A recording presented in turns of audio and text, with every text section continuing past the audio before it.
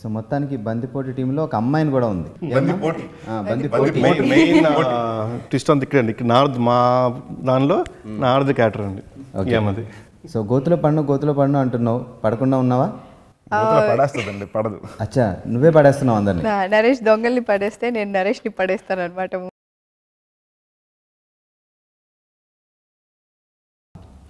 వడ్డానం ఎక్కడ పెట్టారు? వడ్డానం అది యాక్చువల్లీ అంటే ఈ అమ్మాయిని అడగడం తప్పు, వీళ్ళు ఇలాగే చేస్తారు.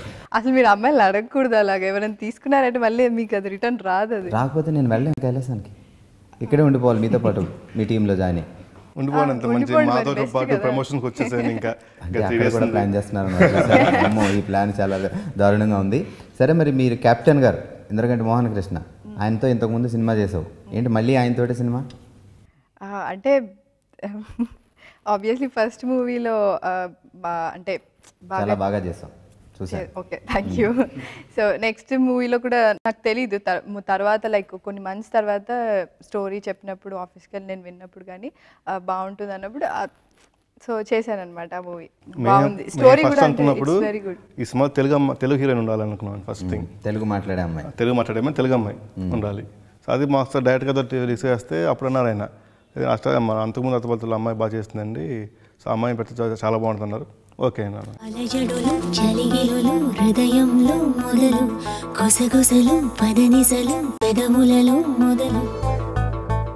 ఈషా నరేషా జోడీ అదిరింది, బొమ్మ కూడా అదురుతుంది. నేను చెప్పిన తర్వాత ఇంక దానికి తిరుగులేదు అనుకోండి. సరే, మరి నరేష్ గారు చెప్తున్న బట్టి మీ క్యారెక్టర్ చాలా అద్భుతంగా ఉంది. సో మీరు ఎలా ఎంజాయ్ చేశారు? నేను చాలా ఎంజాయ్ చేశాను, ఎందుకంటే ఫస్ట్ ఆఫ్ ఆల్ అంటే కొన్ని లాంగ్ సీన్స్ అయ్యాయి, బట్ మధ్యలో రిఫ్రెష్మెంట్ ఏంటంటే నరేష్ గారు చాలా జోవియల్గా ఉండేవారు సెట్స్లో. సో మధ్యలో గ్యాప్స్లో మాట్లాడడం, అండ్ ఈవెన్ సంపు కూడా ఉన్నారు. సో మేమిద్దరం అంటే ముగ్గురం గ్రూప్గా మాట్లాడుకోవడం. సో అండ్ ఈవెన్ అంటే అంత లాంగ్ సీన్స్ చేసినప్పుడు చాలా స్ట్రెస్ ఇది ఉంటుంది కదా. సో మధ్యలో అలా గ్యాప్స్ రావడంతో ఇట్స్ వెరీ గుడ్, అండ్ అందరు సీనియర్ యాక్టర్స్ ఉన్నారు. It was nice working with them. Okay బాబు నరేష్, నేను నీ ఆ ఫస్ట్ లుక్ చూశాను, ట్రైలర్ చూశాను, నాకు అర్థమైంది నువ్వు పంచకళ్యాణికి ప్రపంచాన్ని దోచేద్దామని చెప్పావు. సో అందుకని ఎక్కడ దాచో చెప్తే ఆ వడ్డానం సంగతి ఒక అండర్స్టాండింగ్ వద్దామండి. ఇంకా చాలా టైం ఉంది. ఇంకా టైం ఉందా? ఇంకా మా సినిమా గురించి కొన్ని వివరాలు మీరు తెలుసుకోవాలి, దాని తర్వాత ఎక్కడ వడ్డానం ఎక్కడ ఉంది చెప్తాం. సరే, అయితే బర్నింగ్ టర్నింగ్ ఇచ్చేలా ఉన్నావే, చాలా అద్భుతమైన క్యారెక్టర్ ఇచ్చినట్టున్నారు మనోడికి. బర్నింగ్ టర్నింగ్ ఏం కాదండి, అంటే అది క్యారెక్టర్, అంటే సంపు క్యారెక్టర్ పేరు ఏంటంటే తెల్లబ్బాయి అండి.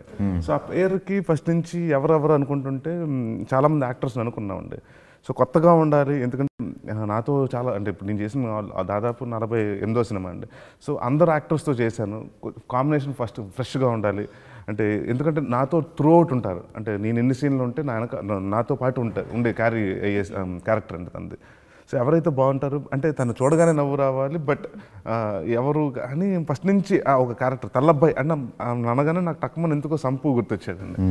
సో సంపుని అడగటం, సంపు అంటే నేను ఒకటి ఏంటంటే అది కూడా చెప్పానండి. ఇప్పుడు సంపు నేను చేస్తున్నప్పుడు మాకు ఇంకో చిన్న టెన్షన్ ఏంటంటే మళ్ళీ, ఎందుకంటే ఆయన హృదయకాలు ఏమైనా స్పూఫులు చేశాడు, నేను సుడిగాడు ఏమైనా స్పూఫులు చేశాను, మీ ఇద్దరం కలుస్తున్నట్టే ఇదేదో పెద్ద స్పూఫుల్లా ఉంటుందని. సో అన్నాను సంపు గారు ఇది స్పూఫుల్ ఉండదు అండి, ఇది చాలా అంటే యాజ్ అన్ యాక్టర్గా తనకు కూడా, ఎందుకంటే ఓకే హృదయకాలంతో ఆయన ఎస్టాబ్లిష్ అయ్యారు, జనాలకు తెలిసారు సంపు. బట్ ఈ సినిమా ద్వారా ఆయన ఏంటంటే ఒక పర్ఫార్మర్గా, అంటే ఒక మంచి క్యారెక్టర్ ఆర్టిస్ట్గా, అంటే మంచి ఒక కమెడియన్గా బాగా అంటే లాంగ్ రన్ ఉన్న కమెడియన్గా ఒక మంచి పేరు గుర్తింపు వస్తుంది. సో ఆయన చెప్పగానే ఆయన ఎక్సైట్ అయ్యి, సార్ నాకు అసలు ఎందుకంటే మోహన్ కృష్ణ గారు అంటే చాలా ఇష్టం అండి, national award winning director, so డెఫినెట్గా చేస్తానని.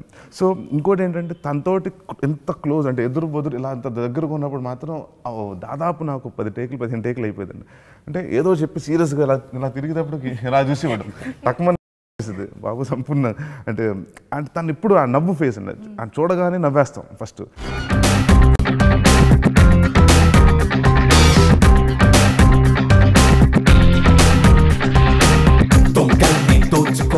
సో ఈ హీరోగా కాకుండా ఇప్పుడు ప్రొడ్యూసర్గా చేస్తున్నప్పుడు ఎనీ డిఫరెన్స్ మీకు?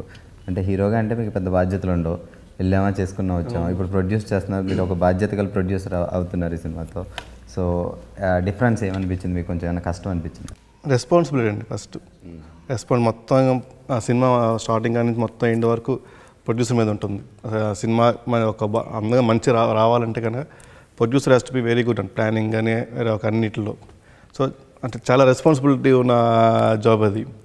చాలా కష్టం అండి. అంటే యాక్టింగ్ అయితే చాలా ఈజీగా మార్నింగ్ మేకప్ వేసుకుని మళ్ళీ ఈవినింగ్ వచ్చి తీసి అయిపోయింది ఇంకా. బట్ ప్రొడ్యూసింగ్ అలా కాదు, A to Z మొత్తం చూసుకోవాలి. ఇదేదో మాస్టర్ పీస్లో యాక్ట్ చేయబోతున్న ఫీలింగ్ కలుగుతుంది.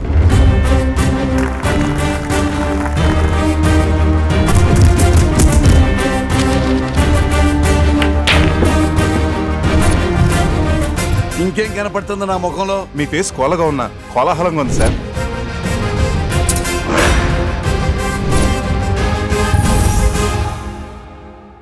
వాడు గుండెలు తీసిన బందిపోటు. ఒకడి సీటు కింద మంటెడుతూ ఇంకోటికి ఎసరబెట్టగలడు. ఇంకేమైనా కొత్త వివరాలు వస్తే త్వరలో మీ ముందుకు వస్తాను. కెమెరామెన్ దస్తగిరితో మీ సప్తగిరి, చూస్తూనే ఉండండి.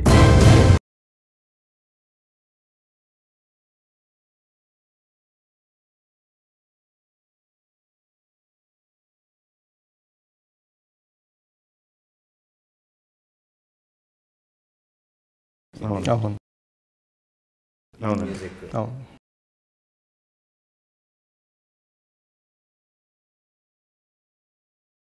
అంటే అదే చెప్తున్నాను కదండి, ఒక టీం ఎప్పుడైతే విందా గారు, కళ్యాణి గారు అండ్ మోహన్ కృష్ణ గారు వాళ్ళు మోర్ బెస్ట్ ఫ్రెండ్స్. అన్నదమ్ములు కలిస్తే చేయలేని ఇంకోటి హిస్టరీలో లేదు. మనం కొంత కలిసారంటే ఏదైనా సాధించవచ్చు. చనువు కూడా ఉంటుందండి. అంటే నేను వచ్చేటప్పుడు బాలేదు పాటలు లేకుండా అద్భుతమైన పాటలు, చాలా ఒక బాలేదు కళ్యాణి, నాకు నచ్చలేదు. అంటే అంత అది మీ సినిమాలో మ్యూజిక్ డైరెక్టర్ అయితే మనం చెప్పలేం. అంటే ఒక Kalyani Koduri at the same time ఆయనకి ఏదన్నా ముందు కళ్యాణి గారు డైరెక్టర్ గారు అలా చేద్దాం.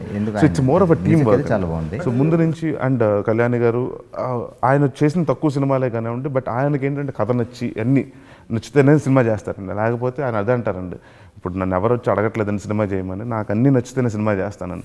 So right from the day one మీ అందరూ కూర్చున్నప్పుడు కళ్యాణి గారు, ఎందుకంటే నాకు పర్సనల్గా మెలోడీస్ అంటే చాలా ఇష్టం అండి. అంటే నా సినిమాల్లో ఎక్కువ ఫాస్ట్ నెంబర్స్, ఫాస్ట్ బీట్స్ ఉంటాయి కానీ నాకు పర్సనల్ నేను చేసిన సినిమాలో నా ప్రాణం నిండు నూరేళ్ళు అవసరం అంటే చాలా ఇష్టం అండి. దాని తర్వాత నేను అదే చెప్పాను, సార్ నాకు అలాంటి సాంగ్ ఏదైనా కావాలండి. అన్ని సినిమాల్లో డ్యాన్స్ డబా డబా డబా డామ్ డ్యాన్సులు చేసేస్తున్నాం. నరేష్ అంటే ఎనర్జీ డెఫినెట్గా ఉంటుంది. ఎనర్జీ అంటే ఆ సినిమాలో 4 సాంగ్లు అంటే 4కి డాన్స్ చేయక్కర్లేదండి. 2 సాంగ్లకి డాన్స్ చేసి, బట్ మెలోడీస్ సేమ్. ఎందుకంటే మెలోడీస్ మనకి లాంగ్ రన్లో కూడా గుర్తుండిపోతుందండి. ఒక 10 సంవత్సరాల తర్వాత మనకి ఫాస్ట్ సాంగ్స్ ఎప్పుడు గుర్తుండవండి, ఒక మెలోడీసే గుర్తుంటాయి. సో అలాంటివి కావాలంటే కళ్యాణి కోడూరు అండ్ వాళ్ళ టీం, వాళ్ళిద్దరు ఇప్పుడు వరకు కళ్యాణి గారు ఇది 4వ సినిమా అండి కలిసి చేయటం.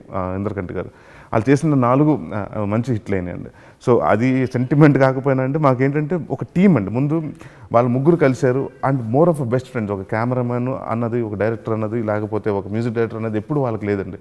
ముగ్గురు కళ్యాణి, మోహన్, విందా అని ఇలాగే పిలుచుకుంటూ ఉంటారు. సో త్రిమూర్తులు అంటారు చూసారా, అలా ఉండేవారు. సో ఆ త్రిమూర్తుల కాంబినేషన్ అయితే చాలా బాగుంటుందని నాకు, రాజేష్కి. అంటే ఇప్పుడు వరకు నేను కూడా కళ్యాణి గారితో ఎప్పుడు చేయలేదండి. సో అంటే ఫ్రెష్గా ఒక మ్యూజిక్ డైరెక్టర్తో చేస్తే ఒక స్కోప్ కూడా బాగుంటుంది. అంటే ఆయనకి ఛాలెంజ్ ఏంటంటే నరేష్ని ఎలా అంటే కొత్తగా నరేష్కి సాంగ్స్ ఎలా ఇవ్వాలని ఆయనకు ఒక ఛాలెంజ్ ఉంటుందండి. నాకు కూడా ఏంటంటే ఒక కొత్త మ్యూజిక్ డైరెక్టర్ అంటే ఒక చైన్ మ్యూజిక్ డైరెక్టర్తో చేసినప్పుడు ఒక కొత్త సౌండింగ్స్ అన్నీ వస్తాయని అలా ఆయన ఎంచుకుంటూ జరిగింది.